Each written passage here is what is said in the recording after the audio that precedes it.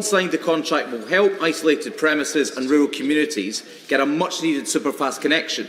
Last month I spoke with Building Digital UK about progress on the procurement process. What steps is she taking to ensure that timescales do not slip and that we can see the installation underway for the second half of this year as currently planned?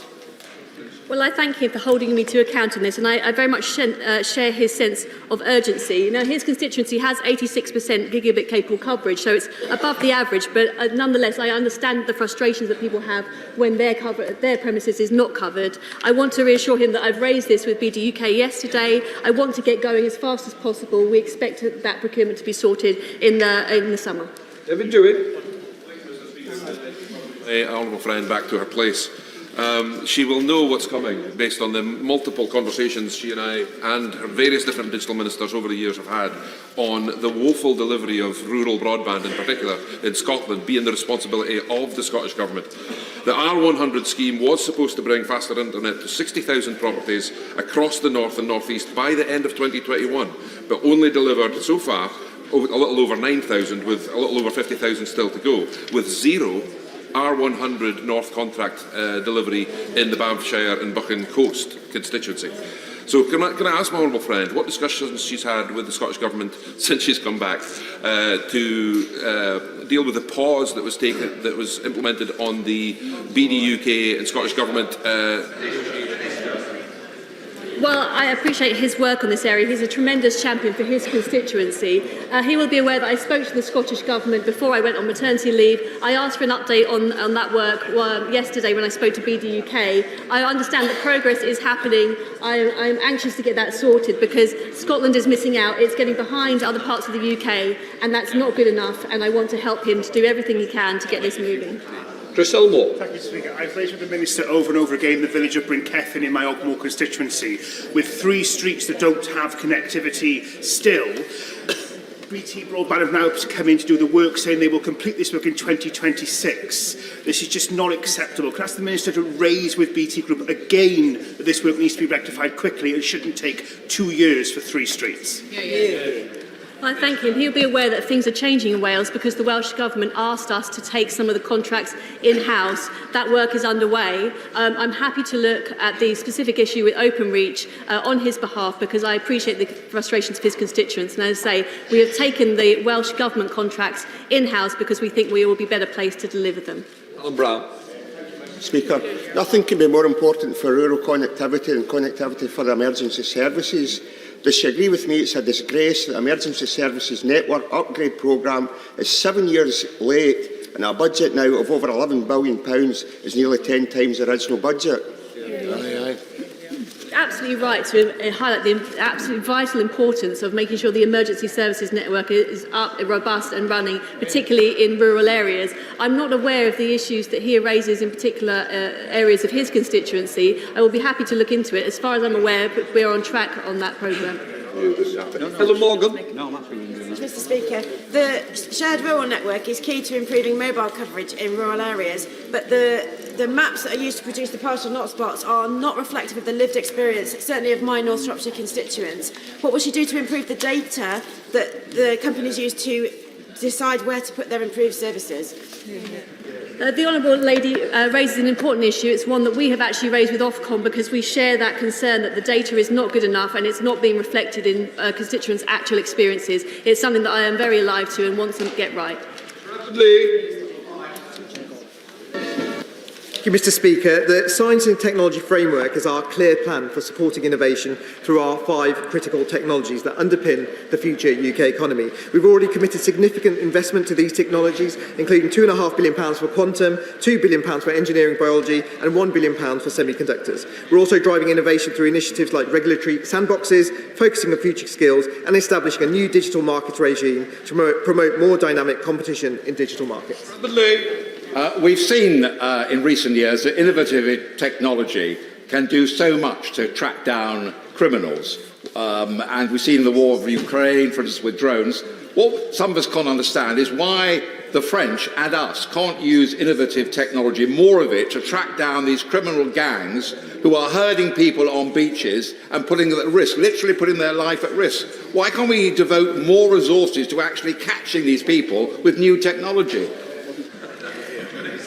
Thank you, Mr. Speaker. I thank my gallant and honourable friend for that question. I can confirm that my colleagues in the Home Office are absolutely committed to breaking the business system of these callous and illegal criminal gangs. And of course, a key part of that is technological innovation, and a range of technologies are being used in that. Secretary of State Peter Cow. Thank you, Mr. Speaker. Businesses I speak to are excited about the innovation that AI offers, but deeply frustrated by government's uncertainty over regulation. The original white paper was delayed for a whole year. When it finally landed, ministers told Parliament that the response to the consultation would happen in 2023. We're now in 2024. Will businesses have to wait for an election before they're getting the certainty they need, or will she and the ministerial team commit to publishing it this month? Thank you, Mr. Speaker. Well, businesses have been absolutely clear when it's come to AI, that they want us to make sure that we understand the risks and also the balance with opportunities that AI presents. And we've already committed to publishing the response in due course. SNP spokesperson Carol Munner. Thank you, Mr. Speaker. The proposed sale of the Rosalind Franklin Institute, a critical piece of national infrastructure, is hugely damaging to innovation in biomedical science. Now, I appreciate the Science Minister is meeting with me later today to discuss this issue, but can the Minister explain how this sale sits with the UK Government's plans to be a science superpower? I thank the honourable lady for that question. I understand my colleague, the Science Minister, will be meeting with her, so I'm hopeful that she'll be able to address her concerns. Emma Lewell-Buck. Please, Mr. Speaker. Thank you, Mr. Speaker. The Government has funded a broad package of AI skills initiatives through the education pipeline to address the skills gap and support citizens and businesses to take the wealth of advantages of AI technologies. And we funded a new AI Masters conversion course and published draft guidance to help training providers develop business-relevant AI skills training. Very much, Mr. Speaker. The Defence AI strategy acknowledged an AI skills gap across the whole of defence and promised to work with industry to grow expertise in AI and develop a skills framework. This was 2 years ago. Where is it?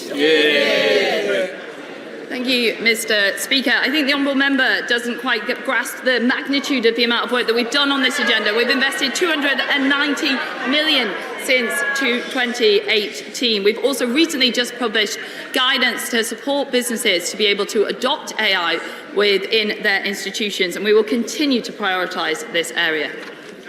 To Greg Clark.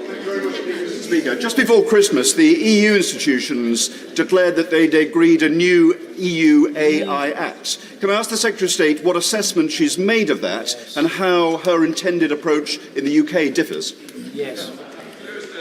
Thank you, Mr. Speaker, and I welcome my honourable friend's work in this space. The EU have taken a slightly different tack to us because we want to be fostering innovation when it comes to AI. We want to be seizing the opportunities for our public services and our businesses and ensuring that the jobs are located here in the UK. And that is why we have our domestic track, and we're coming back with our white paper shortly, but also why we have introduced an international track, convening the entire world at the first ever Global AI Safety Summit, and it's something that we're certainly leading on. Shadow Minister Matt Rodder. Thank you, Mr. Speaker. Mr. Speaker, it is vital that Britain grasp the opportunity of AI, both to grow our economy and also to modernise vital public services. This relies on having a supply of highly trained staff. However, the government is failing in this area. Its AI scholarship scheme is floundering, with ministers finding only 21% of the funding they promised. So could I ask the Secretary of State why her department has failed and when she will authorise an urgent review into this vital area of policy? Thank you, Mr. Speaker. Perhaps the honourable member missed my answer to the previous question, so I'll indulge him by repeating it by saying that since 2018 we have dedicated 290 million to AI skills. That certainly doesn't sound like a government that is failing on that agenda.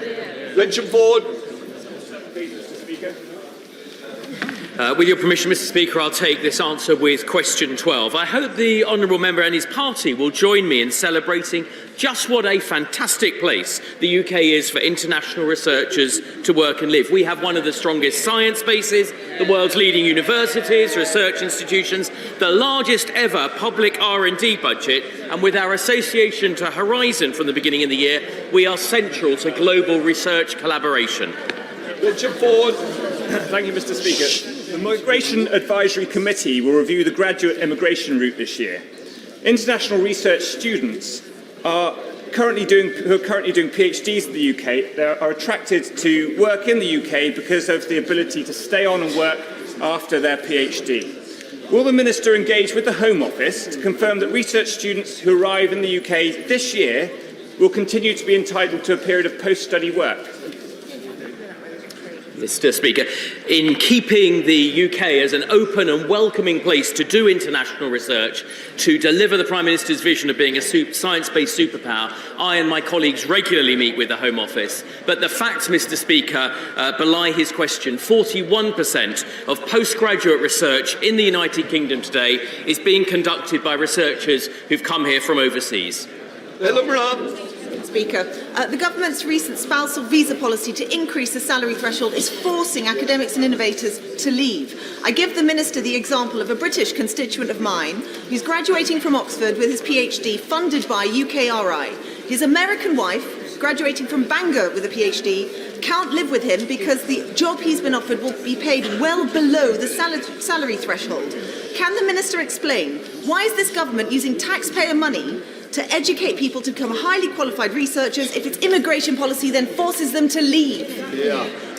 Mr. Speaker, a fair immigration policy is absolutely part of an open Britain, and it's right that those who are coming here from overseas, living cheek by jowl with those who clean their labs, who drive their local buses, empty their bins, make their fair share and contribution to the UK economy. My honourable friend agree that one of the reasons... Sorry, Alan. Try again. Please, when the member's going to ask a question, you should be seated or wait. Sir Oliver. My honourable friend agree that one of the great strengths of us rejoining the Horizon programme and the other European programme is that our expert researchers, our top professors, will lead research teams which will attract researchers from right across the world, including, of course, the EU. And so that is one way in which we can retain researchers here. Well, my right honourable friend makes an absolutely opposite point, and I would ask, Mr. Speaker, all members of this House to go back to their constituencies, talk to local firms, local innovators, clusters and universities, and make sure that the UK absolutely punches above its weight within the Horizon programme. Thank you, Mr. Speaker. Phycom in my constituency is a fantastic independent researcher of agro-pharmaceuticals. I'd like to invite the Minister to come and visit them one day, but what more is he doing to ensure that we can attract the very best talent from around the world to life sciences, even in Cornwall?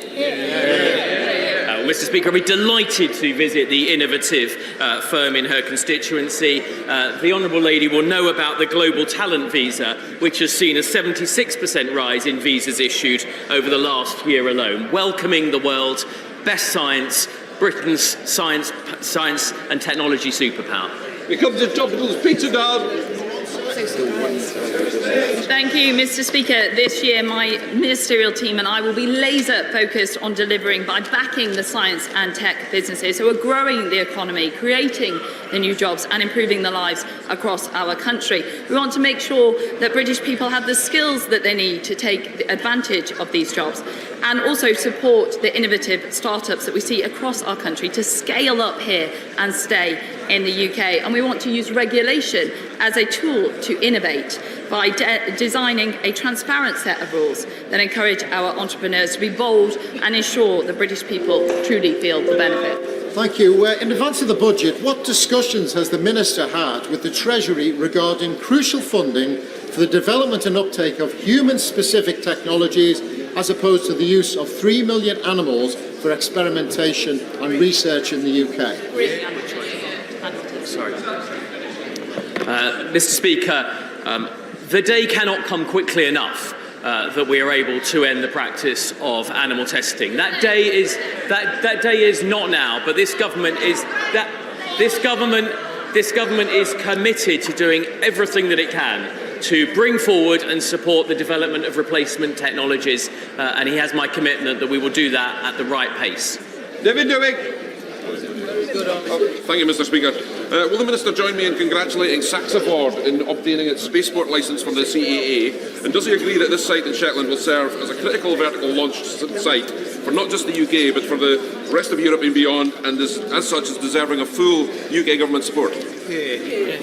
Yes, Mr. Speaker, I congratulate Saxaford in achieving the necessary licences to pursue vertical launch from Scotland, and I hope to see the success of that launch, as well as rocket boosters under the UK space programme over the course of calendar 2024.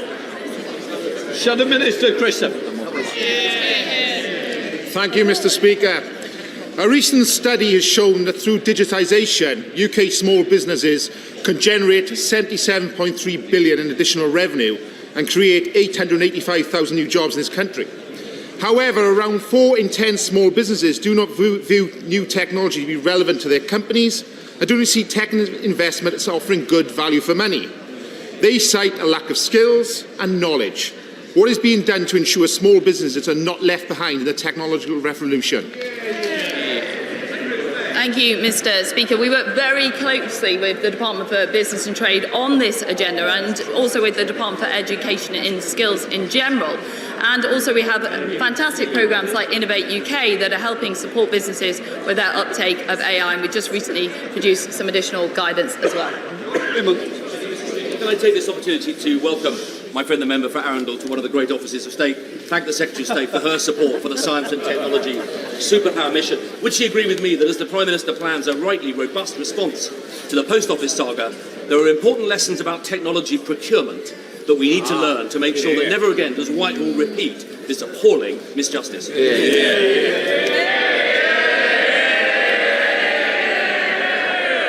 Thank you, Mr. Speaker. You will see from the loud cheer just how popular the former minister was. And I would like to take this opportunity to thank him for his hard work and dedication to the science, innovation and technology agenda. He works very hard on the science and technology framework, which he knows an important pillar of which is procurement. And I absolutely agree with the sentiments that he echoed. We come to questions to the Prime Minister. Lee Anderson. Come on, please, sir. Prime Minister. Mr. Speaker, this morning I had meetings with ministerial colleagues and others. In addition to my duties in this House, I shall have further such meetings later today. Anderson. Thank you, Mr. Speaker, and Happy New Year to you. Now then, the Horizon Post Office scandal saw hundreds of innocent people sent to prison. People like a former constituent of mine who went to jail for 3 years. Now, during this scandal, the leader of the Liberal Democrats was the minister in charge of the post office. In charge of the post office. This is the same Liberal Democrat leader who, in the past, has called for the resignation of over 30 prominent people in this country who have made mistakes in their job. So does the Prime Minister agree with me that the leader of the Lib Dem should take his own advice and start by clearing his desk, clear his diary and clear off?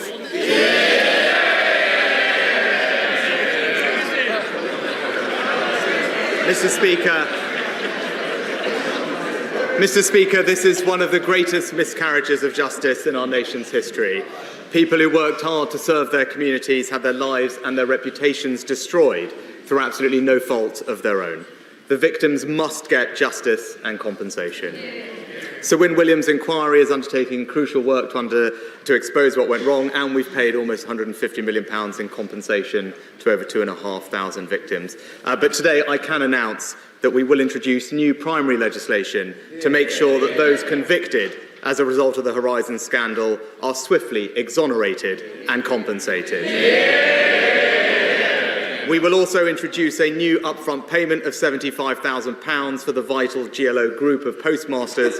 And can I thank my honourable friend, the member for Thirsk and Malton, for all his hard work on this issue. He will set out more details to the House shortly.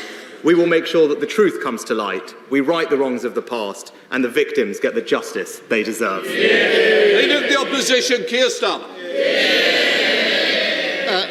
Thank you, Mr. Speaker. I heard what the Prime Minister just said about the Post Office scandal. It is a huge injustice.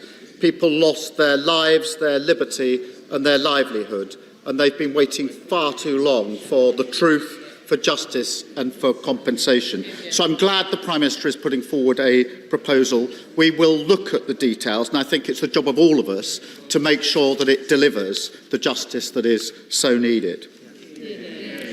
Mr. Speaker, back in 2022, when Boris Johnson claimed he would send asylum seekers to Rwanda, one ambitious Tory MP had reservations.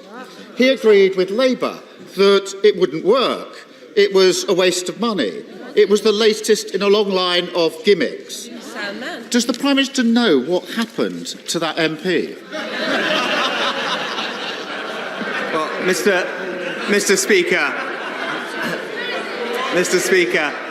Speaker, what that honourable gentleman refers to is a document that he hasn't seen, I haven't seen, and has been reported second-hand in a bunch of media newspapers. But what I can tell him is, I am absolutely clear that you do need to stop the boats, and that's what this government and that MP is going to deliver.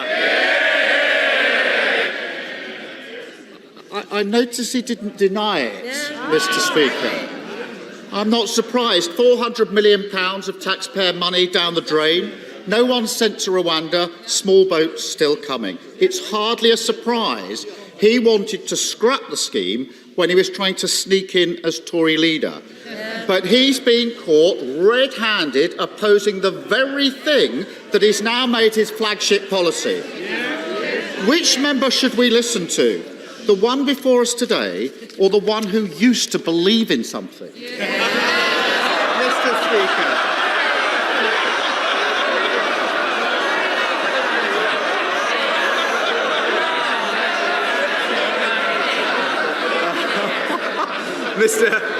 Speaker. Mr. Speaker, I've always been crystal clear. You do need to have an effective deterrence to finally solve this problem. In fact, the National Crime Agency agree that you need, in their words, an effective removals and deterrence agreement. And that's why, after becoming Prime Minister, I negotiated a new deal with Albania, thanks to which we have seen a 93% drop in illegal arrivals from Albania. That's how Australia stopped the boats. That's why Italy, Germany and Austria are all looking at similar schemes. He's the only one who's opposed to a proper deterrent. Not because it doesn't work, because he doesn't actually believe in controlling migration, Mr. Speaker. Every single time he picks the people smugglers over the British people. Mr. Speaker, we should smash the gangs, process the claims and end hotel use. That's our plan. And unlike the Prime Minister, I believe in it. But I'm going to hear the questions. I don't want interruptions, please. It's very important. It's a very important topic, and I take it seriously. I hope members also wish to start taking it seriously. Prime Minister. Mr. Speaker, last year he started the year saying he was Mr. Steady. Then at his conference he was Mr. Change. Now he's flipped back to Mr. More of the same. It doesn't matter how many relaunches, flip-flops he does, he'll always be Mr. Nobody. And here's the tragedy of his leadership. He spends the whole time trying to convince people not to believe their own eyes, pretending that debt is falling, that the economy is going gangbusters, the NHS is in great shape. When he finally finds something he was right about, the Rwanda gimmick, he can't even take credit for it. When's he going to stop pretending that up is down, that black is white, admit that whether it's the economy, immigration, the NHS, he has failed? Mr. Speaker, well, let's just go through his checklist. He talks about the backlog, 112,000 decisions made last year, a higher number than in any year in the past 2 decades, Mr. Speaker. He talked about hotels. Well, the first 50 are being closed and there are more to come, Mr. Speaker. He talks about the numbers. Well, they were down by over a third last year, Mr. Speaker, the first time that's happened. And then he talked, Mr. Speaker, he talked about smashing the gangs. Well, if he does care about smashing the gangs, why doesn't he own up to the fact that when it came to the Nationality and Borders Act, he blocked, delayed and voted against the powers in that act, which have allowed us to now arrest hundreds and hundreds of people connected with that illegal trade who have been sentenced to hundreds of years in prison. He opposed that because he chooses the criminal gangs over the British people every time.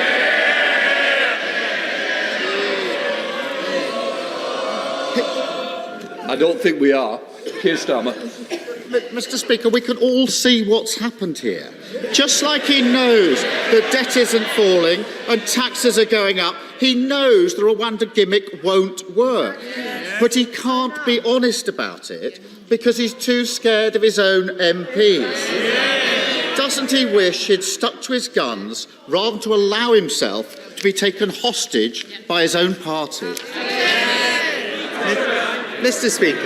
Speaker, we're debating this because we have taken a stand and we're delivering the toughest migration plan ever to end the legal challenges and actually get flights off the ground. And let's be clear about this. He doesn't have a single practical idea about how to stop the boats. But that's because he doesn't actually care about controlling migration. This is a person who described all immigration law as racist, Mr. Speaker. He thinks limits on economic migration are, in his words, economic vandalism.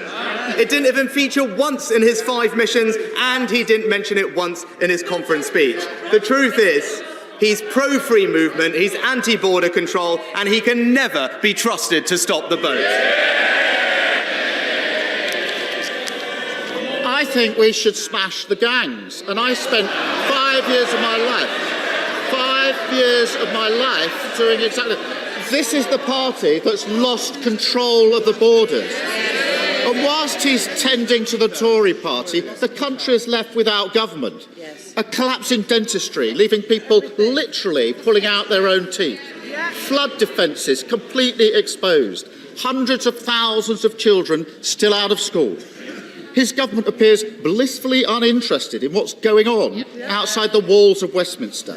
Does he realise how ludicrous it looks when he spends his time boasting whilst Britain is breaking?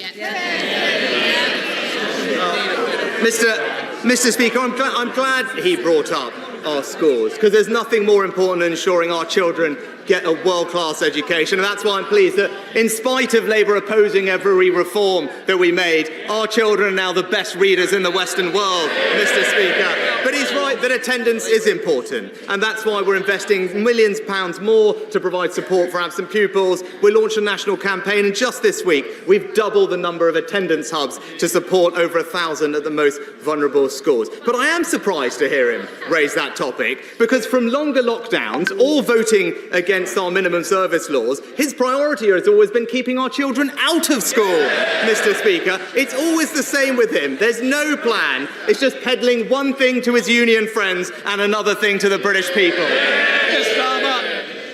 New year, new nonsense. Every week he stands here and tells the country they should be thanking him, not questioning him.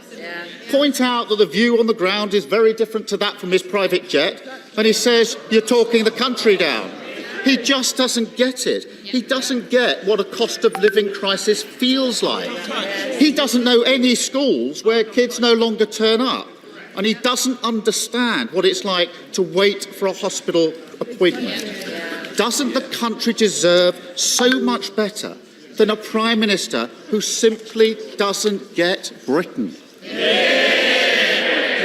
Mr. Speaker, well, from the last week we had, yet another half-hour speech from the Honourable Gentleman, and what a surprise, yet again, it didn't contain a single new idea. We've had 4 years of him as Labour leader, and it's still all slogan, no plan, Mr. Speaker. Now, just this weekend, Mr. Speaker, we're delivering on our plan to cut people's taxes, Mr. Speaker. He doesn't have a plan. We've got a plan to stop the boats. He doesn't have a plan. And we've got a plan to get people off welfare and into work. He doesn't have a single idea. It's crystal clear, Mr. Speaker. Stick with us to deliver the long-term change that the country needs. Don't go back to square one with him.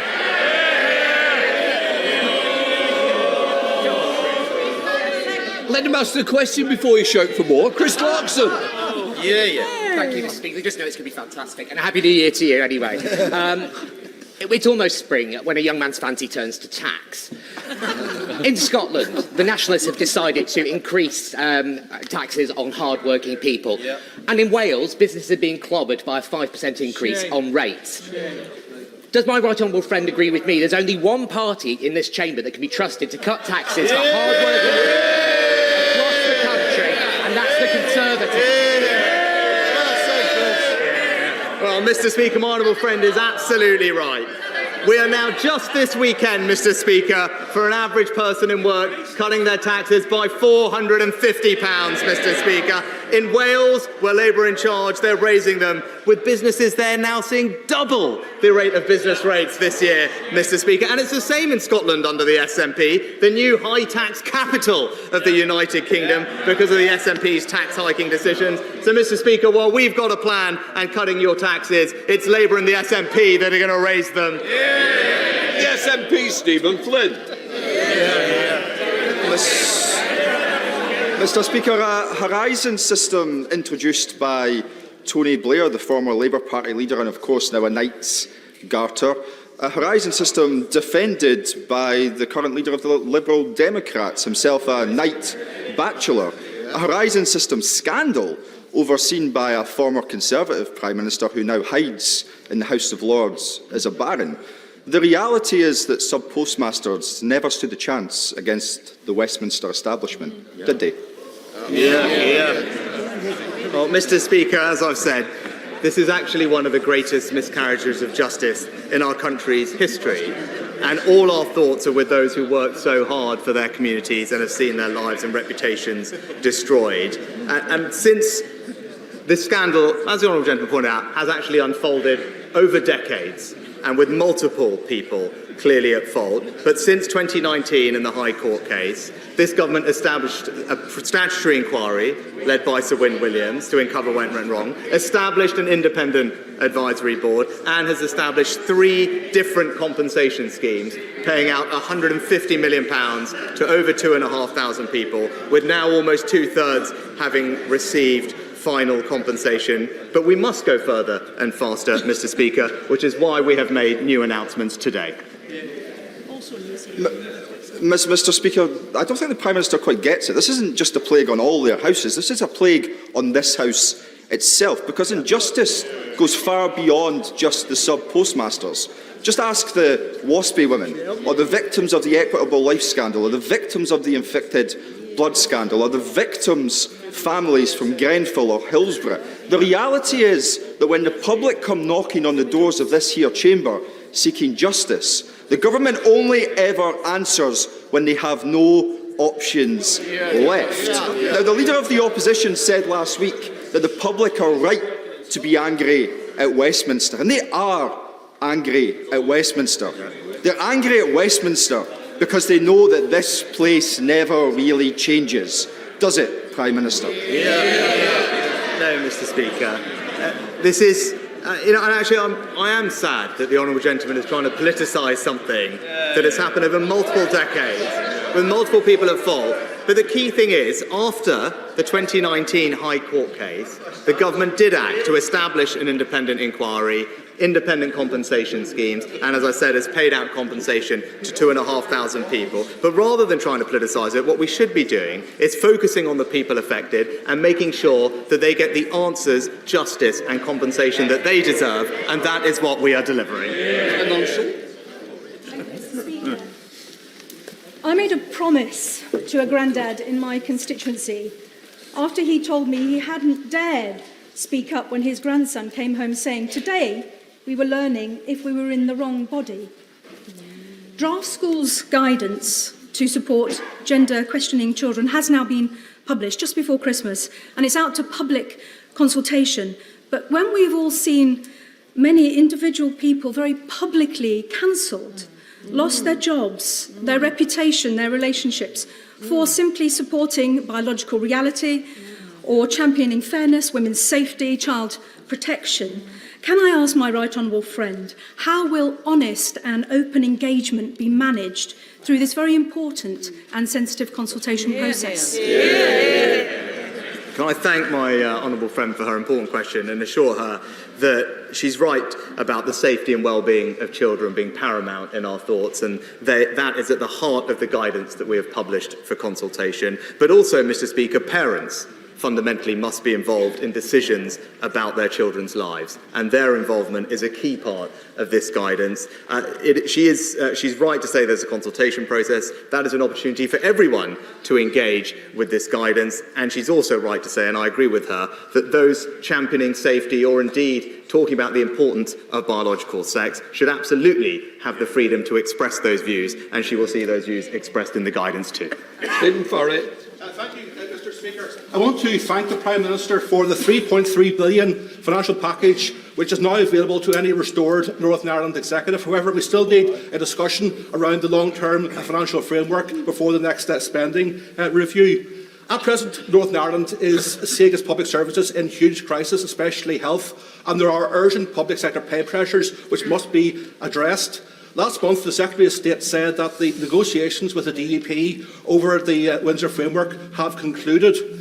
Does the Prime Minister recognise the real dangers of continued drift in Northern Ireland and the urgent need for Northern Ireland to have a government? Can I thank the honourable gentleman for his question? Our focus has always been on delivering for the people of Northern Ireland, who rightly expect and deserve their locally elected decision makers to address the issues that matter to them. We have held talks with the DUP and believe that significant progress has been made and that there is now a very good basis for the executive to be restored. I thank him for his comments about the £3 billion financial package, and with that there is a real chance to restore the executive, resolve pay for public sector workers rapidly and get Northern Ireland and its public services moving again. James Grundy. Thank you, Mr. Speaker. The Atherley Way bypass in Lee was first proposed over 60 years ago, but to this day remains unfinished. I recently met with representatives of Wigan, Warrington and St Helens Council, as well as the Mayor of Greater Manchester, and I'm pleased to say an agreement in principle has been reached to bring forward proposals to complete the bypass. Would the Prime Minister also like to throw his support behind this vital project for my constituents in Lee? Well, can I commend my honourable friend for all his work bringing local authorities and the Mayor together to drive this important project forward. I know that my honourable friend, the Rail Minister, is meeting with my honourable friend to discuss this proposal and ensure that we can deliver things like this. And as part of Network North, there will be significant new funding announced for local highway improvements. And I would encourage my honourable friend to work with stakeholders to progress this important scheme and ensure that they can bid for that funding when it becomes available. Alex Norris. Thank you, Mr. Speaker. Mr. Speaker, can I ask the Prime Minister very simply, for the public record, whether he personally met Mr. Akhil Tripathi in April You want to last year, quality prior to software Mr. Tripathi faster giving him and securely, £38,000 but first, for the hire of a private jet? The determination. Well, Mr. Speaker, all my declarations are made in the usual way, according to the usual processes. Whip's question. The Prime Minister knows that I set up and chair the caucus of 35 Conservative members of Parliament who have Britain's longest river flowing through their constituencies, the River Severn. We've submitted a business case to the Chancellor for £500 million to finally tame the River Severn, and I know that his officials are currently looking at those proposals. To tame the River Severn will lead to a GVA uplift in the West Midlands of over £150 billion. The Prime Minister has seen this week the horrendous damage and misery caused in Shropshire and all the way along the River Severn of this river flooding yet again. We really do need to see now in this spring budget further assistance for communities like mine to finally deal with these annual floods. Can I start by saying that my thoughts are with all those affected by the devastating impact of Storm Henk and the flooding we've seen over the past week or two, including those in my honourable friend's constituency. Action is already being undertaken under our 6-year £5.2 billion investment programme to better protect land across the River Severn catchment area and elsewhere. But I know that the flooding minister met my honourable friend along with the Environment Agency in his constituency just before Christmas to discuss the specific plans he mentions. I know the Chancellor has received and has started reviewing it. I can assure him that the Environment Agency is working closely with other partners to explore his plans in more detail further. Thank you, Mr. Speaker.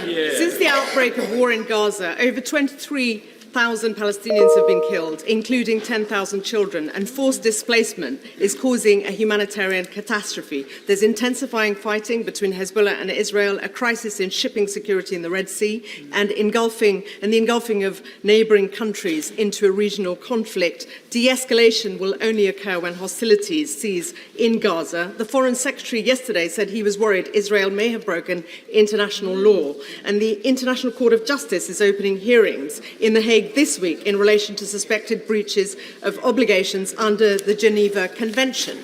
Will the Prime Minister make public legal advice our government requested and received on suspected breaches of international law by Israel and the implications for UK policy, including relevant arms exports? Mr. Speaker, we continue to call for international humanitarian law to be respected and civilians to be protected, and that is what our current legal assessments say is happening. And as the Foreign Secretary outlined yesterday, that Israel plans to act within international humanitarian law and has the ability to do so. But we are also deeply concerned about the impact on civilian population in Gaza. That's why we've trebled the amount of aid that we provide to the region. And just recently, we sent our first maritime shipment of aid to Egypt. A UK military ship delivered over 80 tons of new blankets and life-saving medical equipment for Gaza. And we are working with Jordan to find more land routes. So we'll continue to do everything we can to support the vulnerable people who are being impacted by what's happening on the ground. Thank you, Mr. Speaker. Thank you. Stop you there. In my constituency, the new Hillingdon Hospital has full planning permission, has full funding, and enabling works is well underway. Would my right honourable friend, the Prime Minister, agree with me that this new state-of-the-art hospital will uplift the health benefits for the residents of Uxbridge and South Ruislip? And will he join me in visiting the project site at a time where his diary allows? My honourable friend has been a fantastic campaigner for the new Hillingdon Hospital, and I agree with him that it will provide fantastic care to him and his constituents as well. And I'm pleased that planning permission and funding has now been granted for the site and work is progressing. I will look at my diary, but in the meantime I can tell him that my honourable friend, the Health Secretary, will be very happy to come and visit my honourable friend's project and see the significant progress for herself. Thank you, Mr. Speaker. That's his name. My constituents And everybody had to wait said, months for an election to finally be confirmed, with uncertainty repeatedly prolonged, seemingly out of self-interest.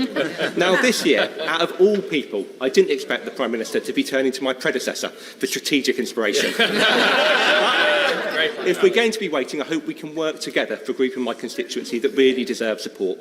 Will the Prime Minister meet with some fantastic kinship carers in mid-Bedfordshire to talk through how we can progress the strategy, make it go further, faster, and crucially, why Bedfordshire might be a fantastic place for one of the proposed pilot areas? Well, Mr. Speaker, can I pay tribute to all kinship carers for the incredible work they do. I'll be very happy to review the plans that the honourable gentleman mentioned and make sure that ministers have a look at them too. And as I said, pay tribute to all of those in his constituency and elsewhere. They're doing a terrific job. And in government, as he knows, we're looking at ways we can support them further and we'll continue to do that.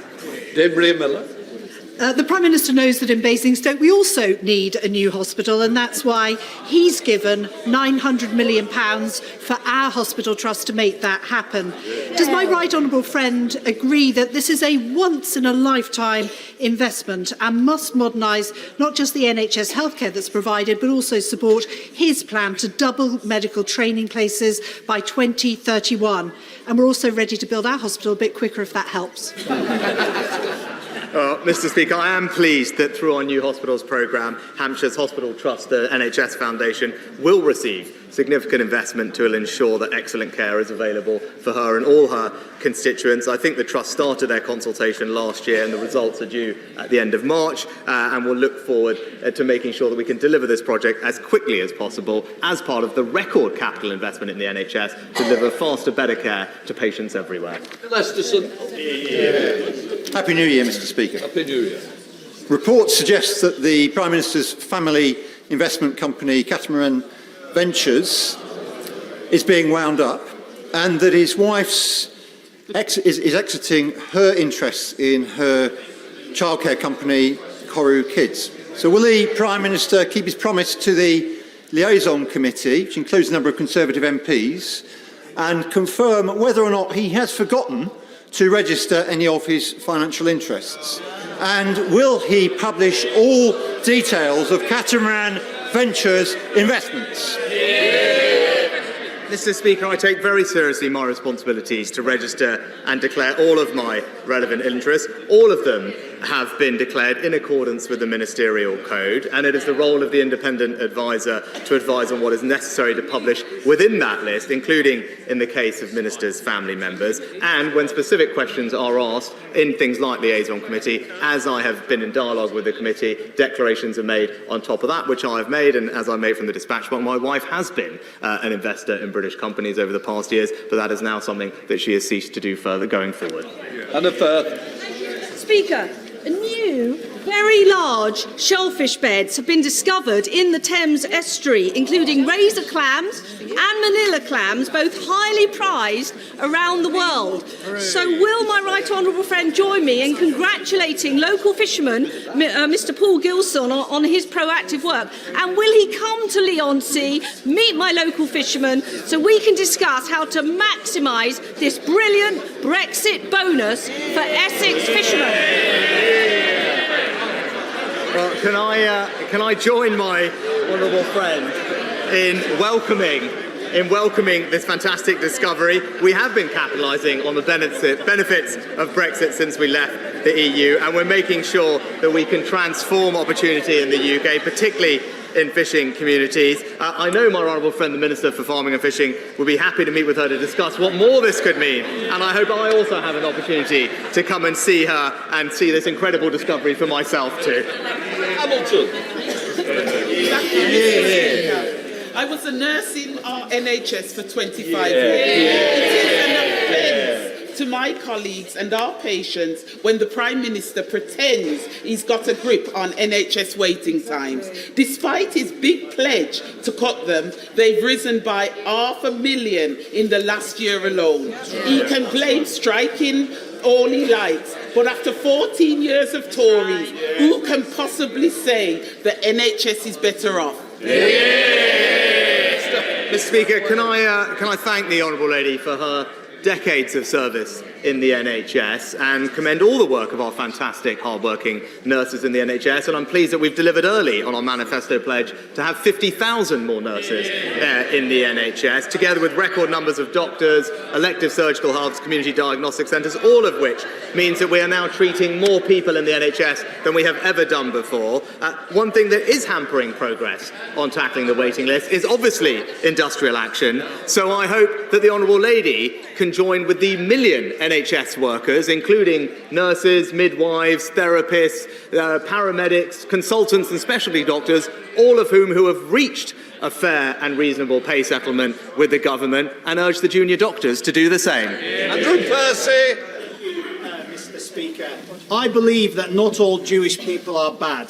Palestinians are dying whilst the Zionists are laughing their lives away. How do you send letters believing the Western media on how Hamas is a terrorist group?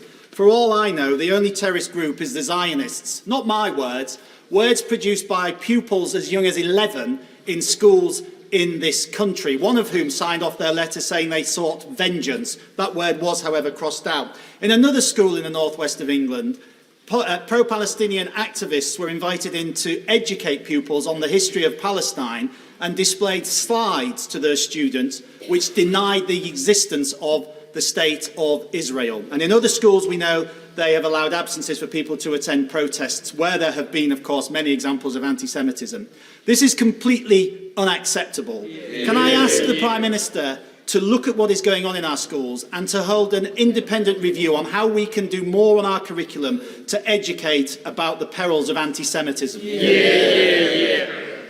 Can I thank my honourable friend for raising what is a deeply concerning issue?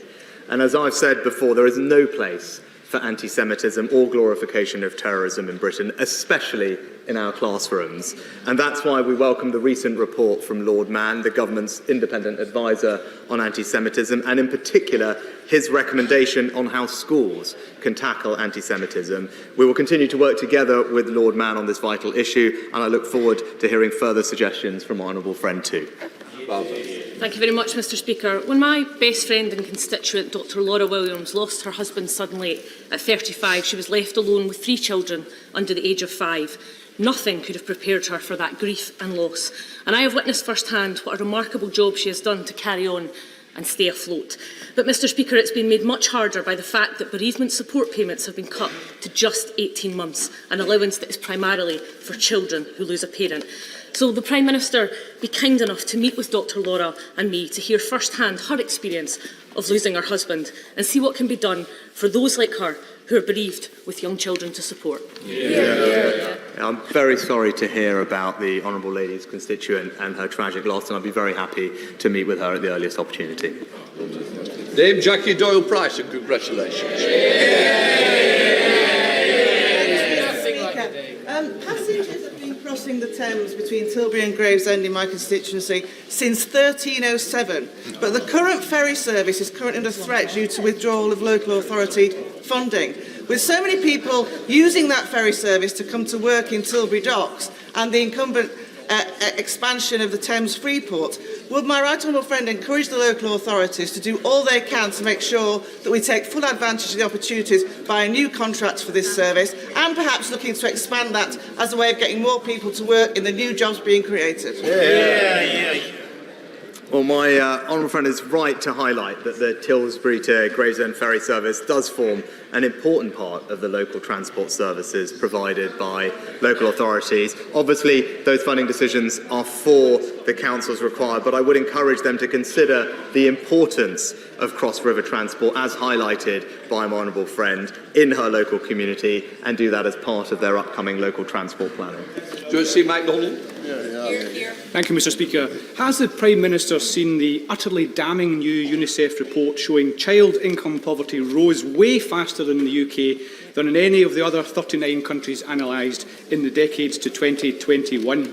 Scrapping the benefits cap, scrapping the 2-child limit, rolling out the Scottish Child Payment UK-wide could reverse a decade of utter failure. So why won't he, or indeed the so-called official opposition, commit to these potentially transformative but affordable policies? Well, Mr. Speaker, I would just point out to the honourable gentleman that since 2010, the number of people living in poverty is actually reduced by 1.7 million, Mr. Speaker, including hundreds of thousands of children. But the best way to make sure that children don't grow up in poverty, which no one wants to see, is to make sure that their parents are in work, and then to make sure that they can keep as much of their hard-earned money as possible, which is why I would urge the SNP to think again about their plans to make Scotland the highest taxed part of the United Kingdom for an average worker, Mr. Speaker. Davis. Thank you very much, Mr. Speaker. My constituents know only too well the disaster of living under a Labour regime. Just before Christmas, the Labour Council in Bradford announced that they were bankrupt, and then spent the first 3 hours of the subsequent council meeting debating Gaza and Israel rather than the perilous financial situation they were in. Will the Prime Minister support my campaign and that of my honourable friend for Keighley in getting our constituencies out of Bradford Council control, which is more urgent than ever? And will he make sure that the government deliver a swimming pool in Bingley, which is something that was run down and then closed down as part of the mismanagement of Bradford Council? Mr. Speaker, my honourable friend makes an excellent point. Whether it's local councils in his area or Nottingham or indeed Birmingham, we see a track record of Labour mismanagement of finances in local areas. And we all know, as my honourable friend points out, when that happens and when Labour in power, it is working people that pay the price. And that's why you've got to stick to our plan, Mr. Speaker. Number 14, Mr. Speaker.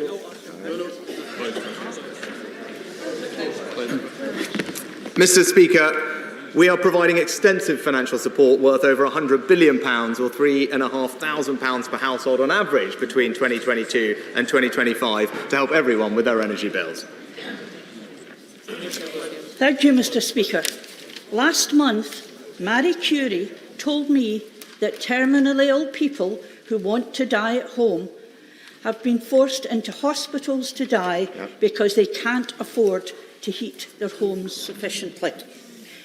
Will the Prime Minister meet with me, Marie Curie and other organisations, including energy companies, who are fully supportive of a social energy tariff, and try and find a way forward?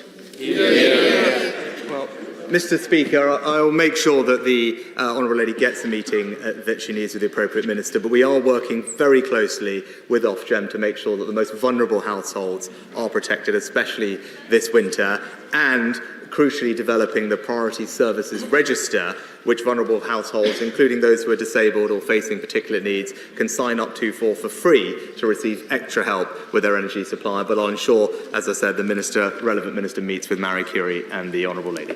President Fletcher. Speaker, prioritising connecting towns in the north of England is a big part of Network North. So you'll be pleased I've got a suggestion. Direct trains between Preston and Liverpool don't exist because you have to get off because there's buffers at Ormskirk. Now, science and technology in new multimodal battery trains is going to allow that to be an accessible possibility and then get Midge Hall Station reopened in Leyland. So does my right friend agree with me that that's a great idea and we should crack on with it? Well, Mr. Speaker, Network North will significantly improve connectivity across the north, including £3 billion to connect up all the major towns and cities of the north and £12 billion to improve connectivity between Manchester and Liverpool. My honourable friend is a fantastic champion for the region, and I know that both her and I think the honourable member for Southport discussed Midge Hall Station recently with the Transport Secretary. I know he's looking at options, but we're keen to use every penny that will be saved from our decision on HS2 to reinvest it back in the north and local communities, and her idea sounds fantastic. No question, Dr. Rosanna Allen-Carr. Thank you very much, Mr. Speaker. Every parent's worst nightmare is watching their children starve and suffer. Yet in Gaza, living hell is being realised, with innocent children eating weeds and 1,000 children having lost one or more legs, many of which have to have them amputated without anaesthesia or pain relief. I'm sure the Prime Minister will agree that this is inhumane. So will he please publicly call for unhindered access of food and medicine to reach Gaza and tell Israel to stop attacking healthcare facilities? Mr. Speaker, as I've said previously, we're deeply concerned about the devastating impact of the fighting in Gaza on the civilian population, particularly, of course, children. Too many people have lost their lives already, and there is a desperate need for increased humanitarian support to Gaza. I've stressed those points repeatedly to Prime Minister Netanyahu, and we are doing our bit to get more aid in. As I said, we've trebled our aid commitment. We've earlier this month sent in the first maritime shipment of aid into Egypt, which will help, and we're working with the United Nations to deliver a new humanitarian land corridor from Jordan into Gaza, because I agree with her, we want to see more aid into Gaza, helping the most vulnerable people, and we should be proud in this House that the United Kingdom is playing a leading role in making that happen. That completes Prime Minister's questions. I'll let the Chamber clear.